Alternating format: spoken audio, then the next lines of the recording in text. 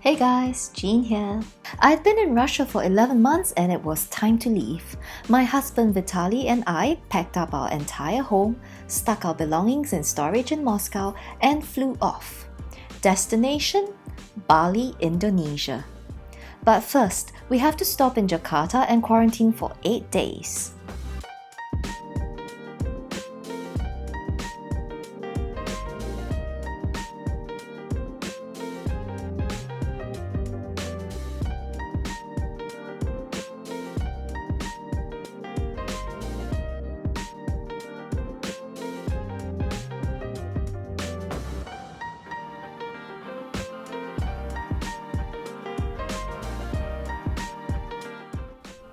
If you've been traveling for a straight 20 hours across 3 countries and you've just reached your hotel quarantine room, what's the first thing that you're gonna do?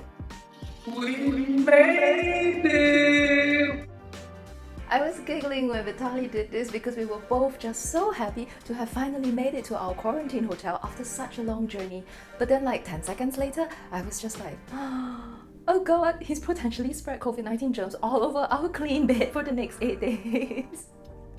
Welcome to our hotel room at the Mercure Gatot Subroto Hotel in Jakarta. This is what the room looked like when we first checked in.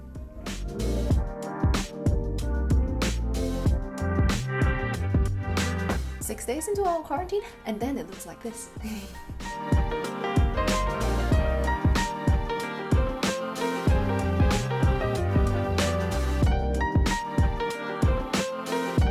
Yep, the reality of hotel quarantine.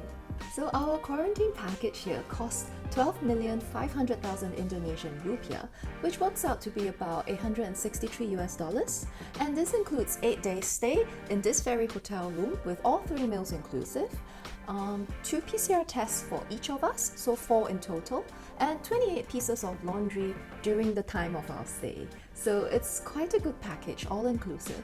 This room is supposed to be 26 meters square. To be honest, we thought it would be a little bit bigger, but still, this has proved very, very comfortable for the last 6 days, and there's even a little bit of space here where you can like do some bodyweight exercises if you felt like quarantine was just making you fat. Most importantly, the bed is super comfortable. The Wi-Fi we got in this room is plenty enough for online work and Netflix, and the food is pretty not bad. So this is a parade of some of our meals over the last 6 days. So what's nice is that the portions are always pretty huge for each person. The food's always warm when they bring it to you at the door, and you get a choice of Asian or Western for every meal, and it's pretty tasty in general. And for some of the Asian choices, it's just outright delicious. Thumbs up from us. Although that could just be us talking because we like Asian food for the win.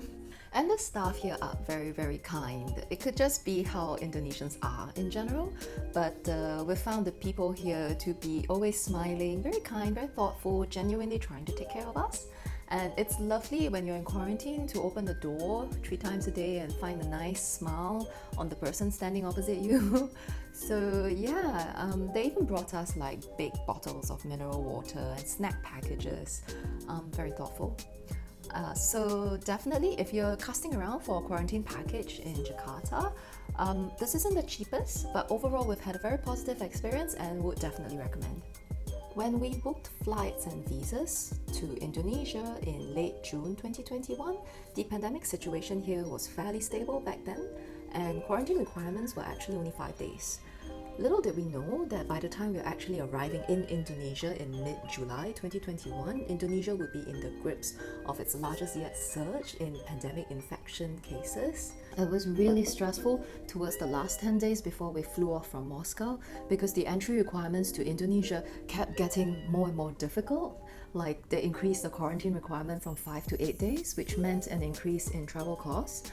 And then they slapped on a higher requirement of proof of funds. Like if you wanted to enter Indonesia, you had to show like you had minimum $10,000 in your account. And then they limited entry to Indonesia to only travelers who had had the 2-dose full vaccination against coronavirus. It was a real scramble towards the end just to get everything in order and all the paperwork sorted. Like we had such a thick dossier of documents.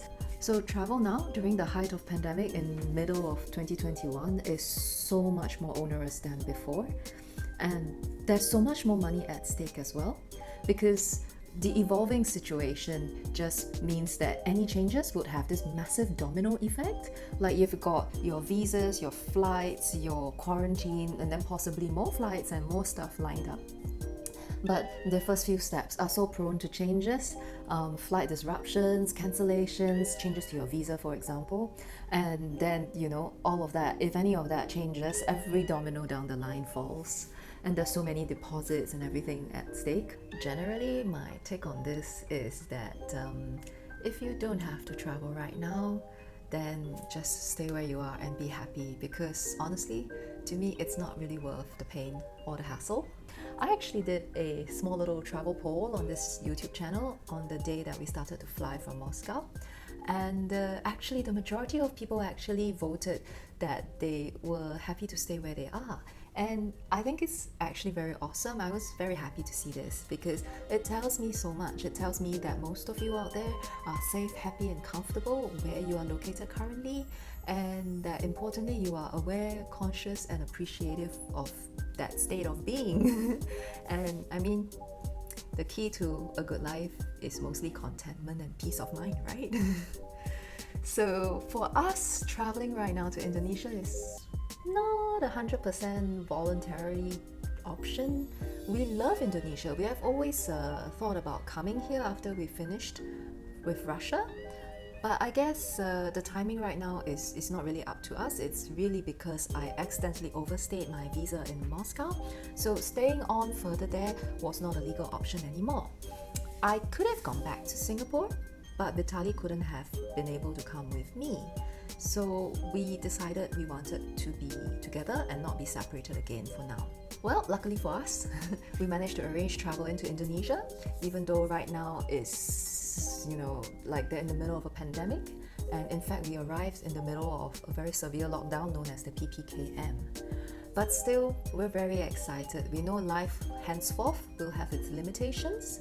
But, it's Indonesia. We love the people, the food, the adventures, the places.